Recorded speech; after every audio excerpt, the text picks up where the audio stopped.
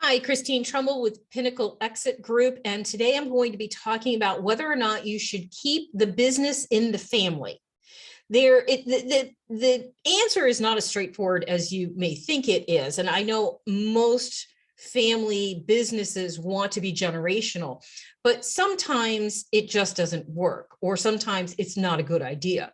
There are advantages and disadvantages to both, and that's what we're going to talk about today. First, I want to give you a couple of numbers. Some surveys indicate that around 50% of business owners want to transfer their companies to a family member when they exit. But less than 1 in 3 business owners are actually able to do so for various reasons. More often than not, it's because either the children cannot afford to purchase the business from the owner, and the owner needs the business to be purchased because that's their retirement. That is predominantly the main reason why they cannot make that succession. So some of the advantages of keeping the business in the family is that the owner can fulfill personal goals of keeping the family and the business together. A lot of families love working together and they create something very special. And that's what, a lot of business owners started in order to pass down to their children, to give their children more security. The owner can be confident that the younger family members are going to have financial well-being. And that's predominantly the main reason why business owners want to pass it on to the family or to the next generation. The owner can stay active in the business after departure. Either it's a complete exit, but they can, come in occasionally and, give their kids some advice, fatherly, motherly advice or whatever, or that exit can be a slow, gradual exit over a period of time where they're just working less and less and less. The owner can control the departure date. And then the owner, as opposed to a buyer, is in control of how much the business should be worth at sale. So at this point, that's when the owner can really dictate what they're going to sell the business to the children for.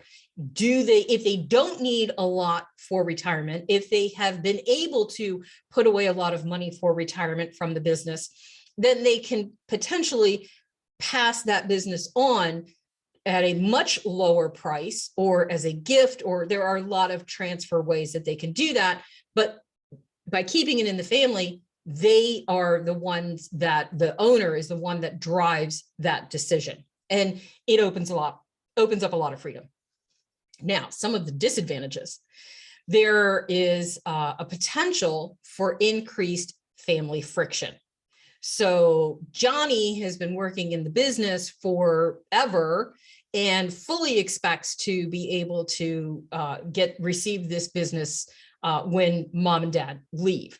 But Sally hasn't ever worked in the business and doesn't want to work in the business, but feels she should get a part of it. Johnny shouldn't get everything. Sally wants a part of it. So there can be some serious friction. Or if they both work in the business, one works more than the other, is harder than the other, who's the boss? There can be some family conflict. Financial security is normally diminished rather than enhanced, because now the kids have been relying on mom and dad, or mom or dad, to ensure the continuity of the business, therefore the financial freedom, the financial gains, security.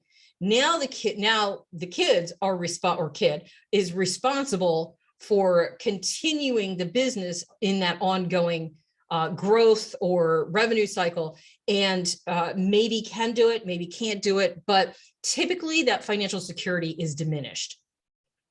The owner's control over the business can be weakened considerably, especially if you're transferring your actual ownership to your children.